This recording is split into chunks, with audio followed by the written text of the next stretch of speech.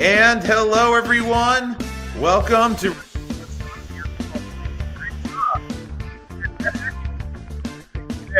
special guest tonight, Dom C. Thank you, Dom, for joining us here tonight.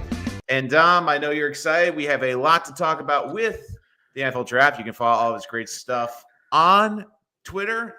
The link is down below, guys. And Dom, how you doing tonight, my man? I'm good, dude. I'm good. Thanks for having me on again, man. It's always a pleasure to be on the show. Oh, I love having you on again. You do so much for the Jets community. If you guys haven't follow him now because he has a spreadsheet about prospect visits all across the board for the Jets. If you have an interest in seeing who the Jets might be interested in, who are they talking to, Dom's got you covered. So, Dom, we're going to have to start with the latest story in Jets land because, of course, there's never a quiet day in Jets land. So, of course, today the rumors are that the Jets might have interest at number 7 at Ashton Jeanty. We know the great running back from Boise State, and that could eventually lead to Breece Hall getting traded. Now, my personal opinion is I think it's crazy. Breece Hall, again, had a good year last year, but I feel if you're selling him at this point, you're not getting the value for him. But let me ask you, is Jeanty really that much of a better prospect than Breece Hall was? Yeah, he is. And listen, I'll say this: Breece Hall is my favorite New York Jet. My favorite current New York Jet is Breece Hall. So that there's no shade being thrown at him. But Jeanty's just, Jeanty's different. He's a different type of runner than Breece is. I think he's, he is the closest thing to Bijan Robinson and Saquon Barkley that we've seen in a while. And I don't think Breece is that. I'm not saying Breece is bad because he's not. But they're different types of runners. I think Jeanty is scheme proof. I think he can, probably has the single best contact balance that I've ever seen. I mean, he forced 82 missed tackles last year. I mean, it's like a preposterous amount of tackles that he breaks and runs through. Low center of gravity. He's an absolute dog in pass protection, which is something he wasn't really asked to do, but when he did, I mean, he just decleats defensive linemen and blitzing linebackers. He's a true force. I mean, and he is every bit of a top 5 player in this draft class. And again, guys, if you want Don to read your questions, make sure to type in. And of course, use the super chat feature to make sure your question is guaranteed read. So we'll stick with Jeanty for a little bit. So if the Jets, let's say, make that pick at 7, do you think that because again, I think it's certainly possible because don't forget the Lions drafted Gibbs with, I believe, the 8th pick in the draft a couple of years ago. So they're okay taking a player in the top 10. But do you think with where the Jets are now, that's a smart decision? And again, I agree with you. I think Jeanty's clearly one of the best players in this draft. Yeah. I don't know if it's the best allocation of resources. If I'm, being 100% honest, I guess if you get a chance to get a really franchise-changing player, regardless of the position, it has to be in the discussion. But I just don't buy any of the noise or any of the smoke that the Jets are really considering trading Breece and swapping it. To me, it just, I don't know if that makes sense. I just don't know if it makes sense because you're just creating one hole to fill it with the guy that you hope is as good as the guy you have in here now. So I don't know. The whole thing sounds funny to me, and it could clearly well be. It clearly could be, them trying to bump up people who want to get up and trade for, get in front of some teams and.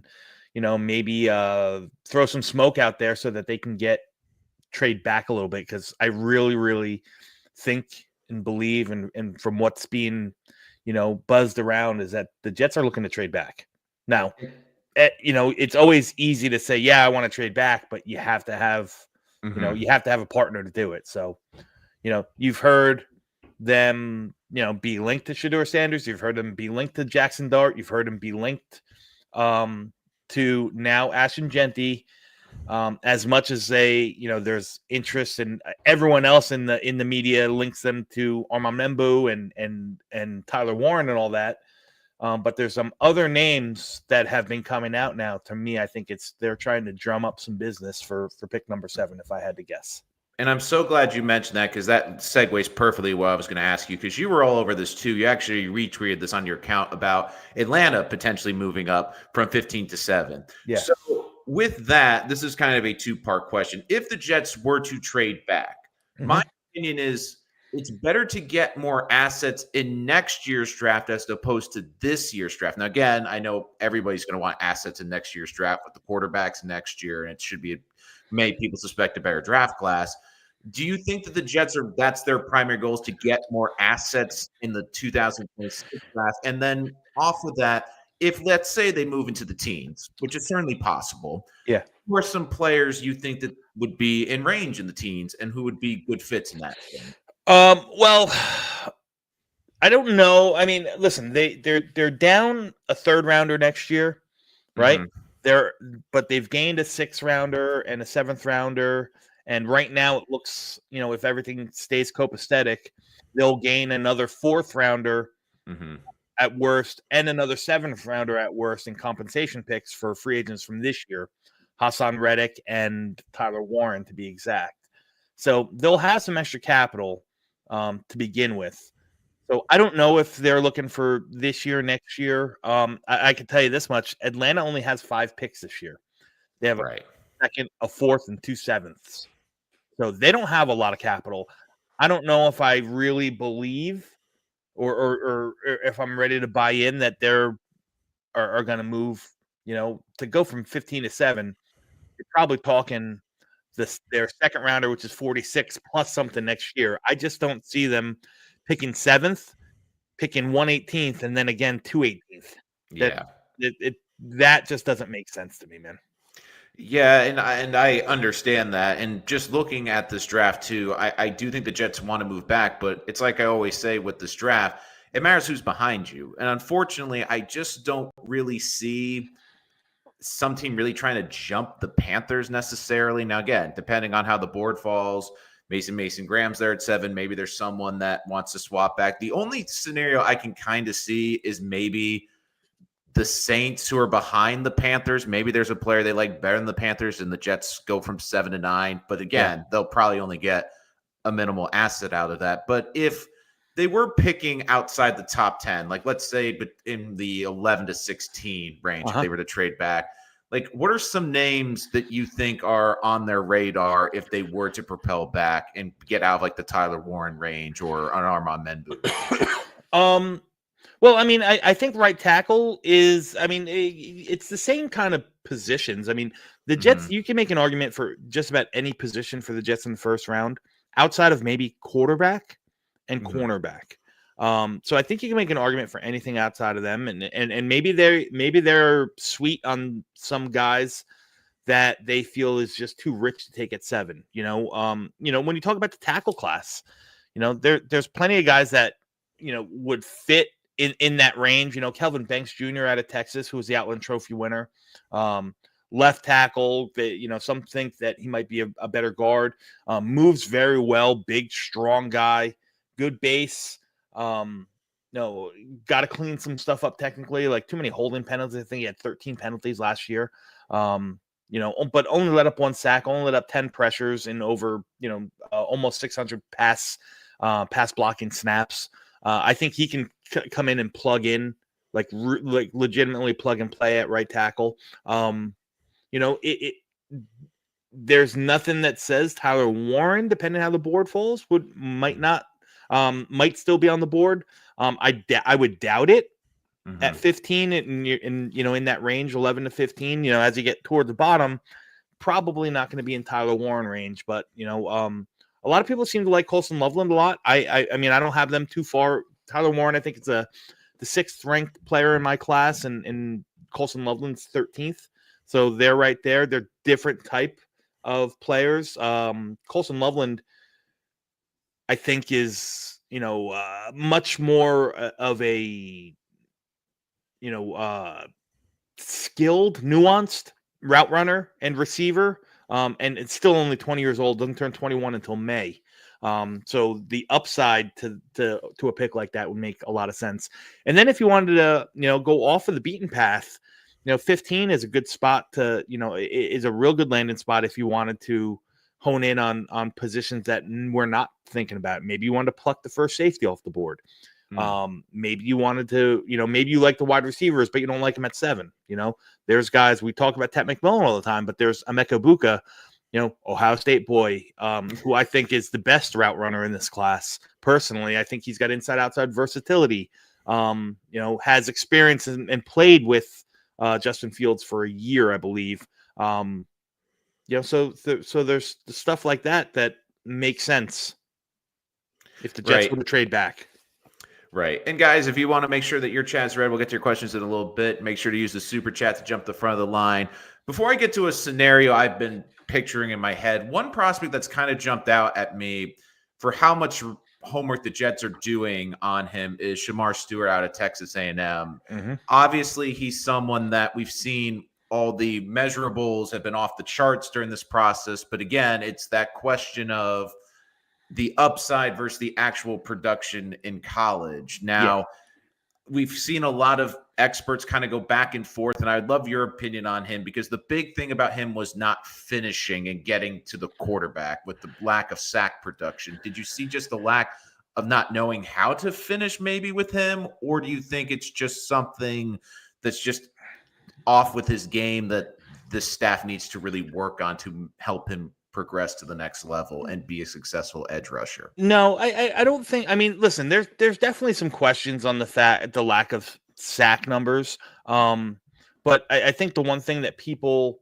don't take into consideration is the scheme that he was asked to play. Like, their defensive ends weren't asked to pin their ears back and get at the quarterback all the time. They had strong gap responsibilities, and they stayed home a lot of the time. On the situations where he wants to get at the quarterback, you would love to see more numbers, but the pressures that he put in, and pressures break pipes. I mean, people don't forget that. Like, there's been a slew of guys who have come into the NFL with similar sack totals to Shamar Stewart. Danielle Hunter is a perfect example.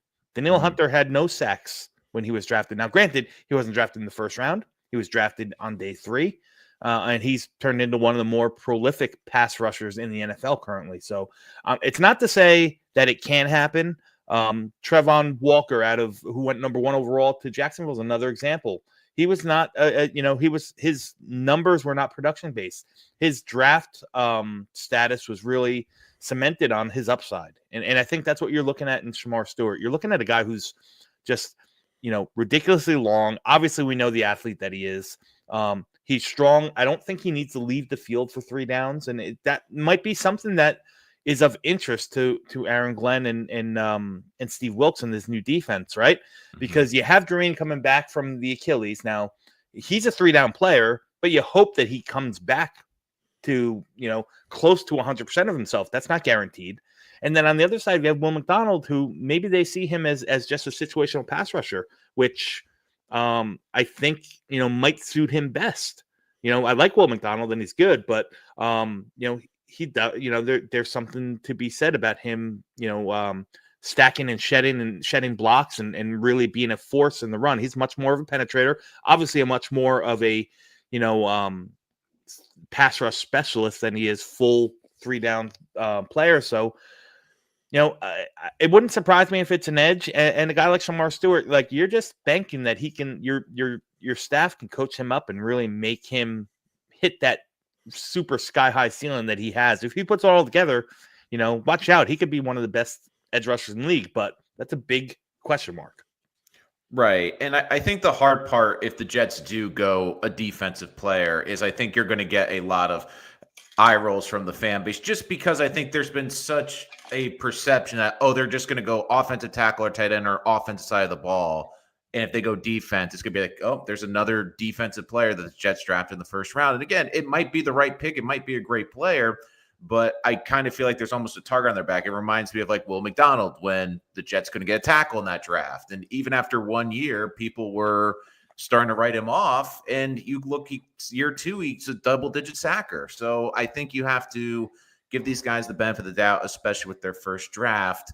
Yep. But speaking of the draft, and you brought up a little bit earlier, you talk about quarterbacks, and the longer we've gone through this process, and the more we've seen them invest the 2 years in Justin Fields, I am going to ask you this: do you think there is more than likely that the Jets don't draft a quarterback at all in this draft? Because I could see a scenario where they just say, look, we like Justin Fields for a year. We like the backup situation. We might want to see what Jordan Travis can do if he's healthy as the third stringer. I know that he's been a popular name, talked about this offseason and how the former staff handled him. But just looking at this, maybe they like a quarterback if they get the right value on day 3, maybe late day 2. But I think there could be a easy scenario where we walk out of the draft in Green Bay and the Jets haven't selected a quarterback at all.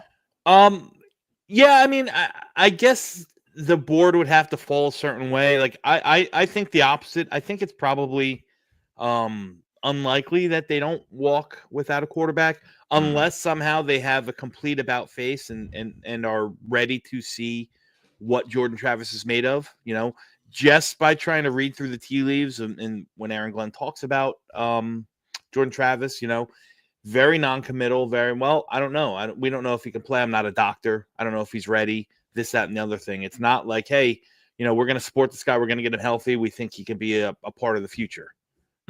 And when I say a part of the future, it doesn't necessarily mean like the franchise quarterback. It necessarily means like, hey, he can have a role in the 53. Maybe he's the third stringer that dresses, that is inactive but dresses as an emergency quarterback or something like that. I just I find it hard that this is not, and I'll say this. The Jets have tons of holes on this roster right now. They weren't going to fill it all in one off season, not one draft, not one free agency period. So this is a multi-year, probably a 2-year process. So why not? If you have 2 5ths and 2 6ths, I could see one of those picks being used on a quarterback that maybe they see as has ceiling to be the backup and step in when Tyrod Taylor's contract expires at the end of the year. Right. And I think that's another good point too with Tyrod, that they're probably going to be looking for someone to at least be the backup. So just looking at this draft, I know we've seen Kyle McCord's name always brought up around the Jets. Jalen Milroe always brought around the Jets. Like, who do you think is probably the most realistic option? And do you think it's more likely? I think you're right. If the Jets are going to go a dice roll on a quarterback, it's going to be day 3. I don't see them using one of those assets on day 2, unless something drastic like Jackson Dart falls to like the early second round and maybe they trip up. Like a crazy scenario like that. Yeah. Do you agree it'll be day 3, and who's someone we should be keeping an eye on potentially on day 3? I mean, I know they've done a lot of work with Kyle McCord. Interesting name that they've done a lot of work in and actually brought him in for a 30 visit is a name no one really knows, Cam Miller, who was a dual threat quarterback out of North Dakota State. He's a little bit light, but again, he fits the mold. I'm not saying he's Justin Fields, but he's that type of player. He's a true dual threat weapon that maybe maybe that's who they're targeting as their future backup or something like that. Or maybe they're just bringing him in to see if he'd be interested in signing as an undrafted free agent. I don't know. There's tons of guys that I think could fit that bill. They've done some work on Quinn Ewers out of Texas, who's really mobile, has a really live arm, just hasn't been able to put it all together. People forget Quinn Ewers was the number 1 prospect coming out of high school. Right. So the talent is there. He just hasn't been able to really stay healthy, really hasn't been able to put it together. So, the big question falls on, what is Tanner Angstrom's offense going to look like? Are they going to want a room full of, mobile quarterbacks so that their scheme can kind of stay consistent throughout, Fields to Tyrod to QB3? If that's the case, a guy like Jalen Milroe makes sense. I don't necessarily think he'll be there around 3, though. So you might have to, you might have to move on from there. Again, I think Will Howard's a nice, a really nice player. I think he's got a really live arm. He's an underrated athlete. He's, although he might not be a true dual threat guy, he can definitely use his legs to his advantage. Similar to Daniel Jones, how he uses his legs to his advantage. He's not going to scare you, and be that true rushing threat. But, you can blink and Daniel Jones can have 12 carries for 80 yards and a touchdown any given week. And I think Will Howard's got that kind of athleticism. And he's from Ohio State too, And he's from Ohio State. On top of a really strong arm. I like, that's a guy that I would probably hone in on in D3. Okay, it would be Will Howard there. And Cam Miller is interesting too. I mean, this is a guy that's also started 67 games in college. And I think that's something very important, that you want to get guys that have gotten a lot of reps in college, especially now with the lack of practices. And I think that'd be interesting. And I'm glad you brought up the quarterbacks, because I do think one of the things I'm most fascinated to see is the scheme eventually, because to be honest, when they made this hiring of Aaron Glenn, I thought we were going to see them maybe look for a quarterback more of the Jared Goff build, like maybe not the greatest athlete, but a highly efficient passer that was accurate, could move the football, move the chains. But it's seemingly they've gone the opposite direction. They've gone with Justin Fields. So do you think that that's something they're going to focus more on, is maybe more the athletic quarterback, the more dynamic player, as opposed to someone that maybe is a little bit more efficient and is just a better overall accurate passer? I don't know. It's a fair question, because no one really knows what Tanner Engstrom's offense is going to look like, right? Right. They seem to have all the faith in Justin Fields and really opening him up and really developing him. They seem to have that faith. So I don't know. I would, if I had to bet, I would probably say that, you're going to see a guy who, if they address the quarterback position at all in this class, it's going to be somebody in the mold of Justin Fields, so that, like I said, so that the scheme can stay consistent, right? You talk about, and we brought up Cam Miller. Cam Miller had an adjusted passer rating, or adjusted completion percentage rating of almost 80%. So he's very accurate. He had 28 big time throws with only 5 turnover worthy plays last season. So granted, it's North Dakota State, FCS, completely different than playing for Auburn or LSU or something like that, where you're playing, big time NFL talent, where 10 or 11 of those guys will be in the league. But, there's something to his game that they seem to really, really like. He was at the Shrine Bowl, turned some heads there, and obviously caught the attention of the Jets. So we'll see. Well, the other thing too, you have to remember about North Dakota State is, even though they are an FCS school, they have dipped their toe and played a couple of FBS games. They've also been a constant champion or championship contender, and you've seen Carson Wentz make the jump from that school to the NFL. So again, I think North Dakota, one of the best offensive line interior prospects is coming from North Dakota. So it's definitely Christian Watson last year came from North Dakota State too. They've had some NFL bodies, so I do think that's something to definitely keep an eye on. And I love how you tease day 3. But before we get to some day 3 guys to keep an eye on, I'd love you personally, because I know you've mentioned some prospects in past shows, but if you were the GM of the Jets, who is one player, it could be at any point in this draft, that you would love, that would be your favorite add to the Jets? If you could pick any prospect at any point in this draft, it could be day 1, 2, or 3. Who's someone that you think would be the perfect guy for the Jets? Oh man, there's so many of them, right? I know.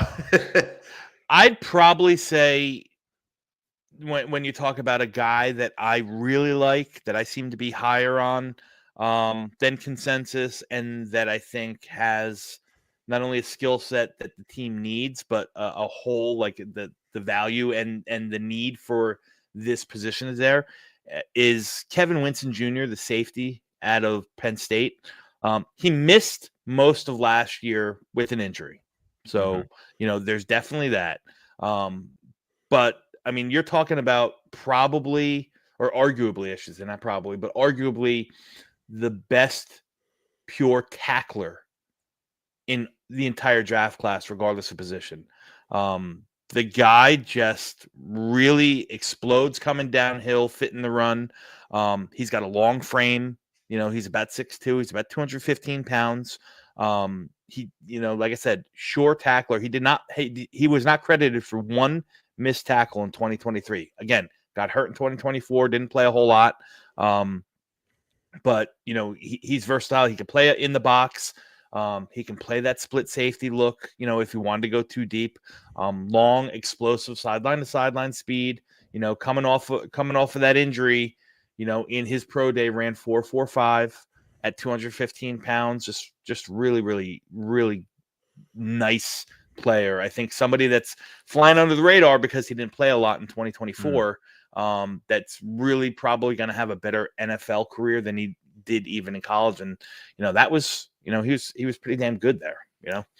I like him a lot. I liken him to Xavier McKinney, the former Giant safety who's now with Green Bay. McKinney might have a little bit better ball skills or really, that type of turnover stuff. But, we talk about a guy who's can really help a defense from especially fit in the run from depth, from the box, from all over the place. I mean, Kevin Winston can step in and I think he's a plug and play safety that's going to be in the league 8-10 years, no problem. And again, guys, we'll be getting to your questions in just a moment. If you want to make sure yours is read, make sure to use the super chat to jump to the front of the line. We have about 15 more minutes with Dom. So again, get your questions in now. And before I get to the final question from me personally, Dom, I do think that is a smart way to approach it. And you can make a case that sometimes the Jets have some of their better prospects have worked out the way. Bryce Hall had an injury at Virginia. He was able to fall into day 3. They picked him up, got great value there.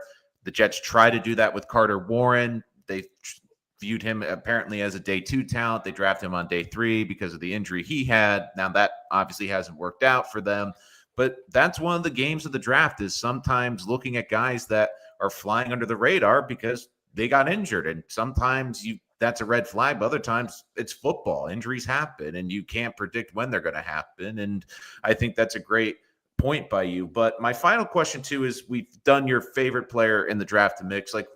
Can you give us a couple, maybe 2 day 3 guys, maybe 2 or 3 day 3 guys that Jet fans can keep a radar on? Because I think a lot of us at this point have an idea of what they're looking day 1, day 2.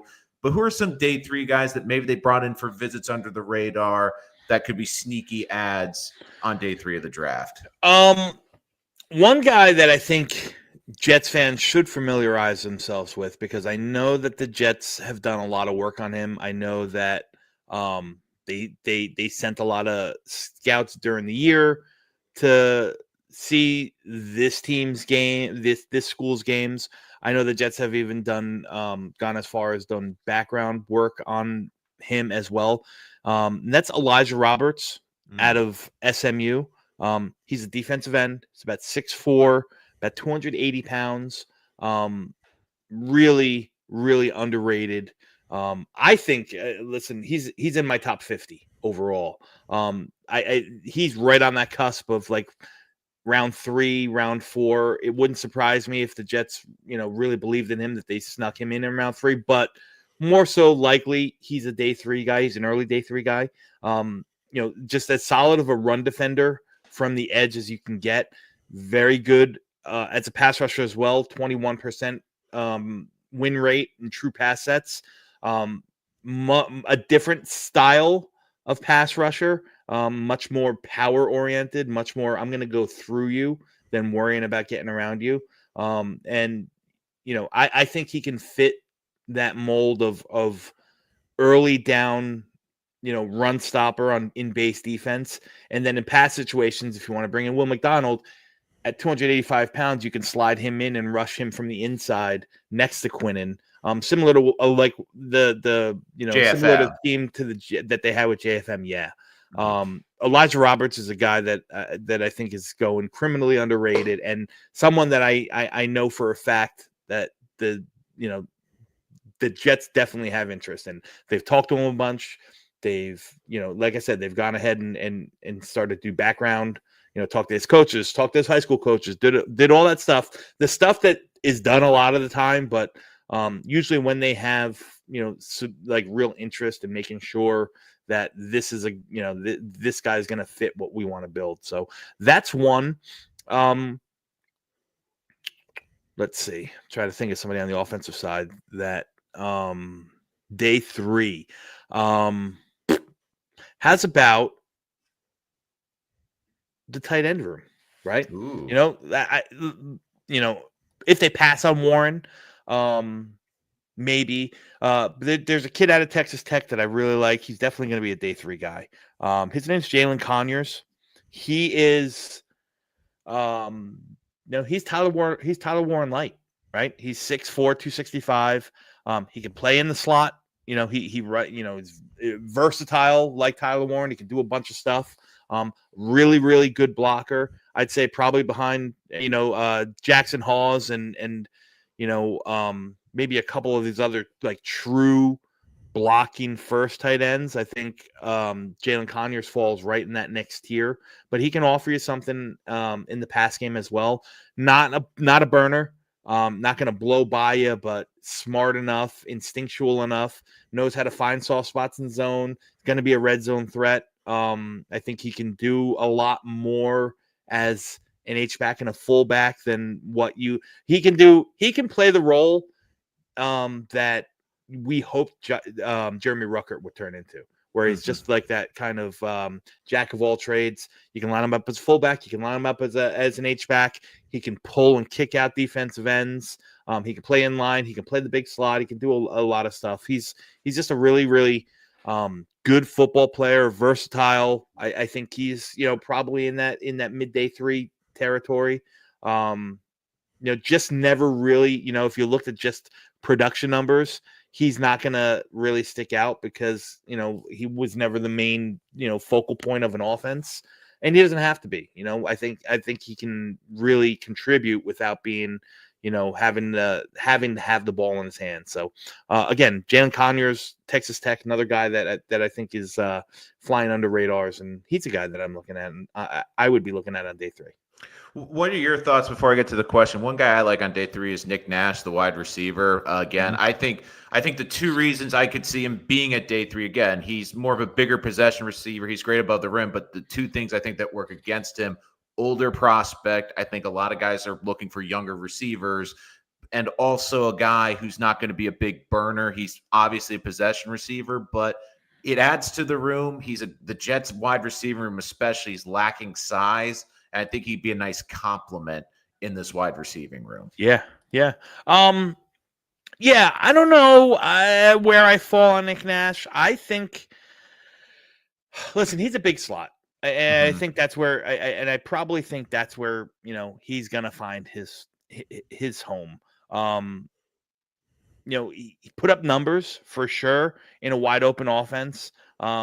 He doesn't have that. To me, he doesn't have that long speed, that burst, that suddenness to get off of press. I think he's going to probably be more so caught to the slot, which doesn't necessarily mean anything. I mean, Cooper Kupp was designated a slot receiver. Adam Thielen was designated a slot receiver, and they brought in, they did pretty well for themselves, those guys. Nick Nash is hard to bring down. I think, like you talked about, he's got great ball skills. He goes up and gets the ball.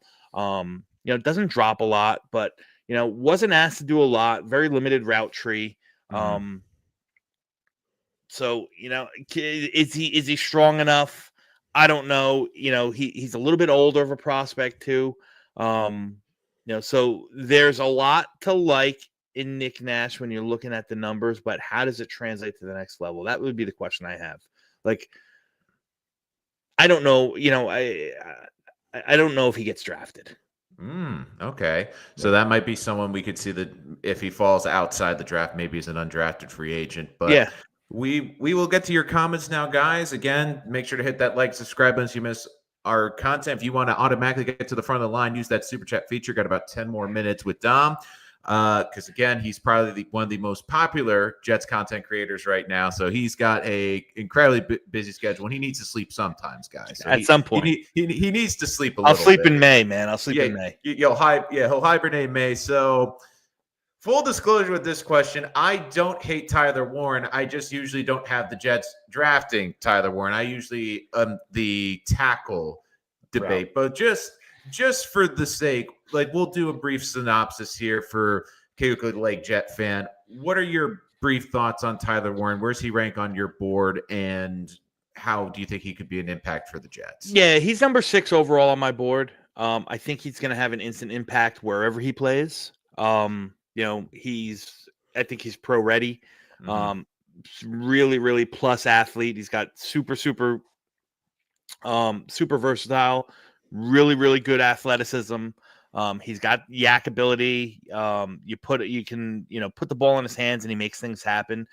He plays the game right. You can tell he's got that winner's mentality, which you would hope that any guy that's going to get drafted in the first round has, but not all of them do, right? You can tell the guy loves to play football. He's passionate about it. He's got the size. He's got the length. Is he the cleanest prospect? No.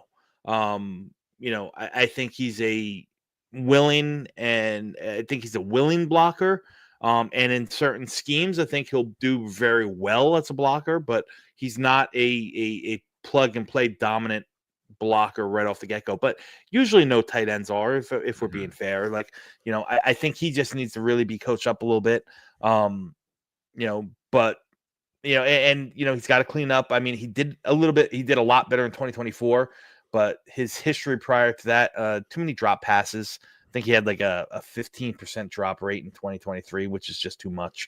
So you get Tyler Warren in the game, and teams are going to have to key on him one way or another, right? I don't know if he's going to be Tony Gonzalez right off the get-go, but he's a guy that is smart enough. He plays with a high IQ, knows how to become the quarterback's best friend. So he can kind of kill you like with death by 1,000 paper cuts with those little dump offs, or those little short digs, or those short hitches, or those stick routes, 4 or 5 yards a time, and you put the ball in his hands enough, he's going to make people miss. Well, in terms of the tight ends, just briefly before we get back to the questions, how much of a separation is them? I know Colson Loveland is 13 on your board. Yeah. Is it like just a small gap between Warren, tight end 2, tight end 3, 4, 5, or is it a big gap after 2? Or I got Warren at 6. I got Loveland at 13. And let's see. My next tight end is Mason Taylor. My number 3 tight end. He's my 55th player off the board. Terrence, and then I got Harold Fannin, who's at 60, and then I have Terrence Ferguson at 70. So it's a big drop. It goes from basically top 15 for your top 2 tight ends all the way down to the 50s. Okay, so that I think will be very telling too, to see how much the Jets value a tight end in this offense. Because if they trade back a couple spots and still go tight end. But danger zone, one of our favorite coming through. Will Don be nervous if we draft Tez Johnson to replace Gibson? Will I be nervous? I'll be nervous for Tez Johnson, man. 165 pounds is something that we've never, or 155 pounds, excuse me, is something that we've never seen in the league, right? We'll just have to send him pork roll sandwiches. We'll just set up to Florham Park. We thought Tank Dell was an anomaly when he was like 2 percentile in body mass at 171 pounds. And Tez Johnson's 15 pounds lighter. But man, can that guy move? He can force separation better than any of them. He's going to be a weapon as a kick returner. I don't know if the Jets are going to draft him. Yeah, I think the one thing, and I keep saying this in a lot of my videos leading up to the draft, is I think how the Jets approach the receiver room will be very telling of how they view Malachi Corley. Now, again, we know the last coaching staff didn't really have a plan, it seems, for him. I'm very curious to see if this staff looks at him and saying, look, he's not going to be a guy that's going to get 6 catches for 70 yards, but he could be a good dynamic kick returner potentially. He could be someone we use in the running game as a decoy for a jet sweep, or like I've been talking about having Brees in the backfield, shotgun formation, you motion Malachi into the backfield, you snap the ball, and then the defense has to figure out, okay, is Corley getting the ball, is Fields keeping it, or is Brees getting the ball? And that's even before you get to the passing option. So Excuse me. I guess also too, now because I brought up Corley, and I know it's hard to do year to year, but do you think he would have been one of the top receivers taken in this draft if he was put in this draft, or do you think he's just was a raw player that that this new staff is hopefully going to just have a chance to develop? Yeah, it was hard. It was hard to peg Corley because his skill set was so unique to the position. He just didn't run a lot of traditional wide receiver reps at Western Kentucky. You know what I mean? Everything was, 2 steps and go, either on a slant, on a crossing route, or on some sort of, stop or smoke screen or something like that. They just got the ball in his hands and let him do the rest of the work. So there was we talk about limited route trees. There is as limited of a route tree as there possibly can for Malachi Corley. So his, draft stock or status, if you will, where the Jets drafted him could be could have been solely on what they projected him to land in. Now him not being able to sniff the field for much time by the regime that didn't really that really, some will say, overdrafted him, was telling. I don't know if that's on the player. I don't know if that's on the staff. I don't know if that's on the former quarterback, who historically has not had was not fond of rookie wide receivers. So it could have been a combination of all of them. I'm just hoping that he's not an afterthought, and that he's given a fair shot to really earn some PT with this team, because, you get the ball in his hands and he has a capability of bringing it to the house at any given point. He's just got to get on the field to do that. Right. And I think that's one of the most frustrating things is I thought he could be a great kick returner. They never gave him that opportunity, like not punt return, but just kick return. And then I understand he fumbled at the goal line with the jet sweep, but that was a play concept that worked fantastic. And it annoyed me that the Jets never went back to that well again the entire season, especially when this offense struggled. It was, you have something that works, get the ball in his hands, good things happen, but they couldn't figure out. But I agree, it's a lot probably on the former coaching staff. And I think we'll learn what this coaching staff thinks. If they draft 2 receivers, I think it's pretty telling that they don't view Malachi highly. If they somehow don't draft a wide receiver, which again, they might just be looking to go undrafted or maybe try to get a veteran after the draft, but there's definitely options. I think it'll be very telling how they approach this draft. But again, guys, get your final question in now. I know Dom's got to head out. If you have any final questions, get them into the chat now.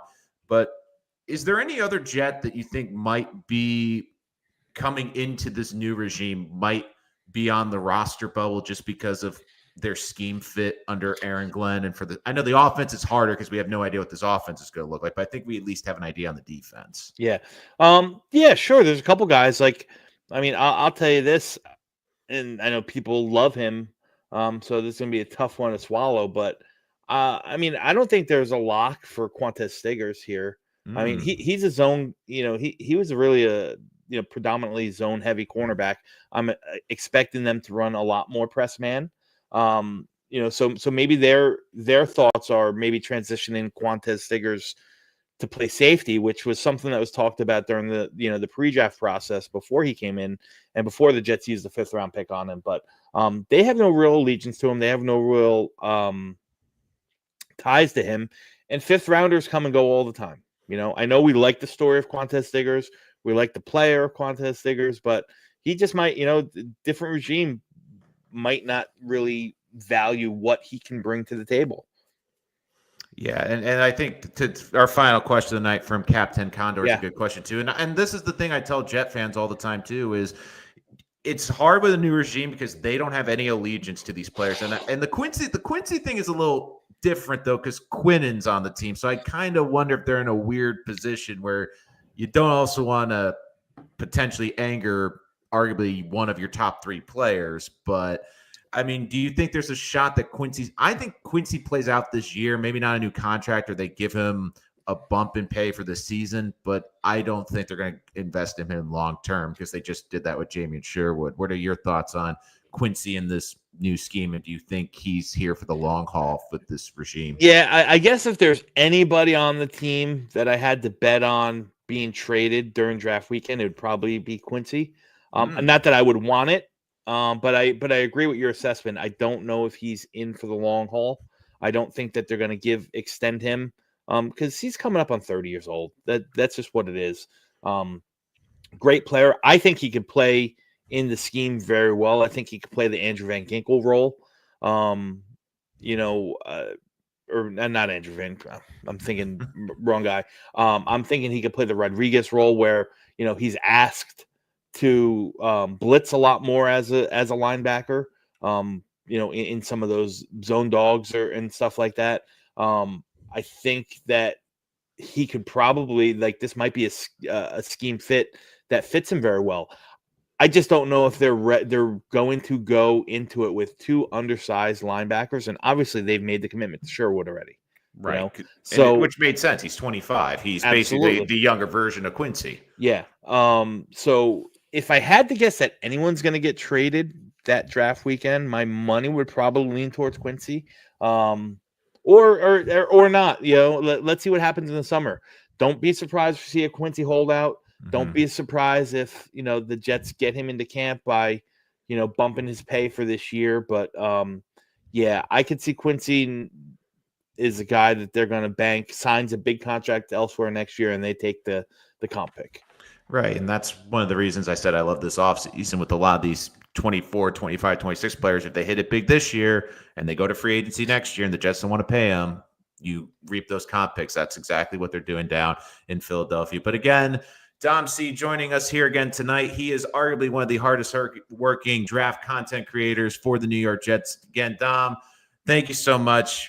We'll get you out of here. I know you have to eventually sleep sometime, so we'll let you sleep a little bit tonight before the hibernation in May. Yeah, I got another show at 9:00, so I'm gonna go and hit the head and come right back down and start grinding again. So and again, guys, follow below. You can follow Dom C. Check him out on Twitter, and also he has a great draft guide up there for Jet prospect visits. I promise you're not going to want to miss that. But again, Dom, thanks for joining us here tonight. We're wrapping it up with this version of Rich Sports Talk, guys. Make sure to like and subscribe so you don't miss any of our latest content. But we will see you next time here on Rich Sports Talk.